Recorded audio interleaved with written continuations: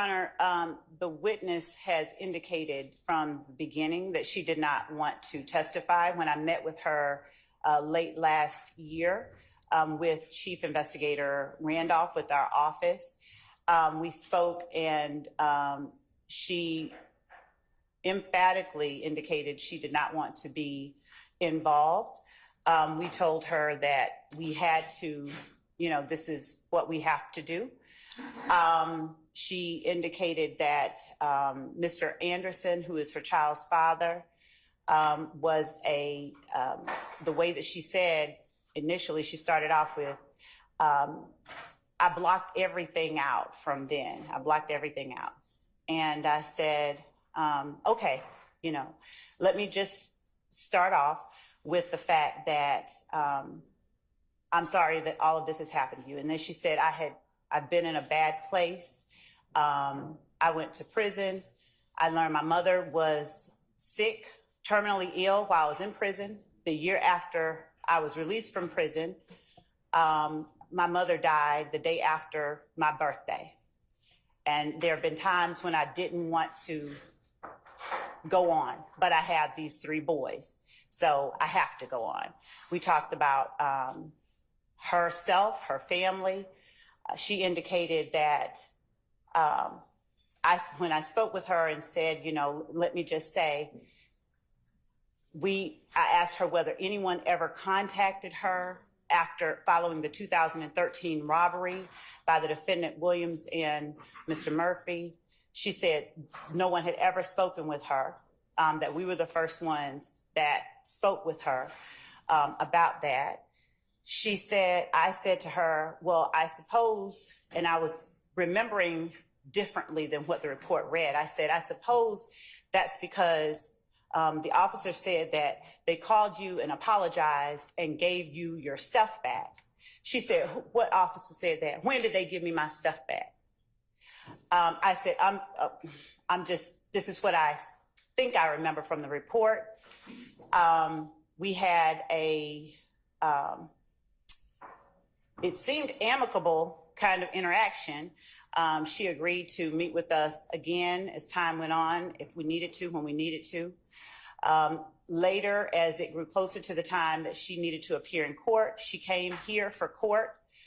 Earlier this year, I went outside to talk with her again. I had reached out to her by various means between that time and the time I first met with her. When I sat down to talk with her, she said, I want to take my life, essentially.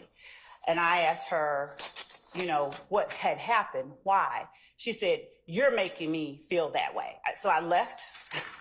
I walked away from her and called in an advocate and our lieutenants, our investigators were called. They then called an ambulance. She indicated that she did not need an ambulance. After needing her the next time, most recently, we were trying to reach her to appear on March the 26th. We reached out to her several times. She did not appear on March the 26th. One of our reached out and said, we don't want to have to get a material witness warrant for you, but you have to answer our calls.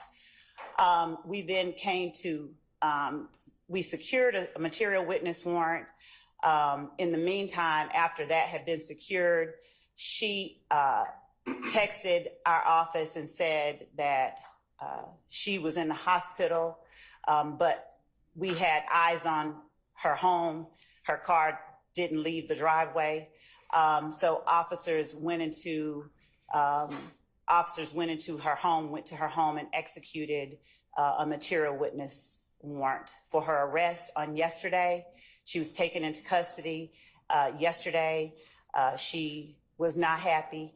And as a result of that, Your Honor, I also wanted to bring to the court's attention, as far as what she will say when she comes in here, there is no privilege to be invoked. So I know she does not want to be in jail.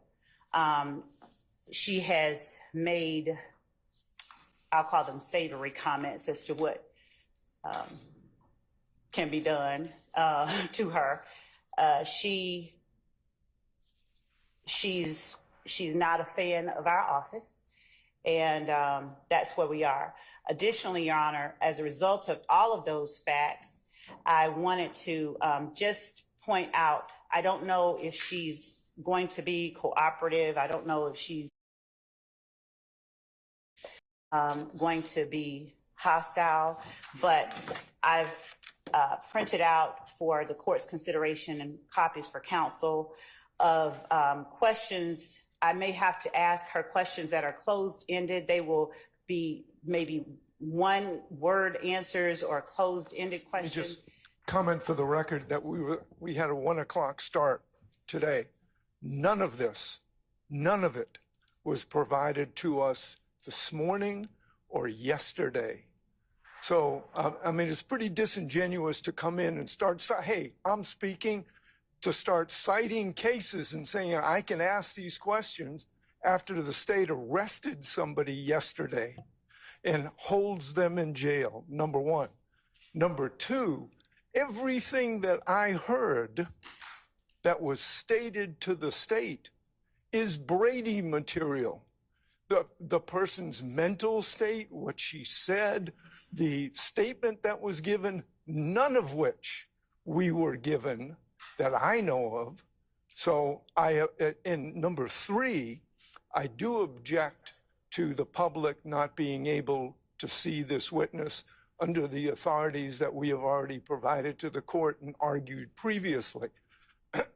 So number one, I don't think this witness should be shielded from the public. We have been provided with nothing to verify that she is in any particular danger that would overcome the Sixth Amendment openness provision of this particular trial. Number two, I would like that Brady material and a chance to digest that with my co-counsel prior to this witness testifying. So I object on all of those bases. Oh, I'm going to overrule your objection. Do you have anything else, sir?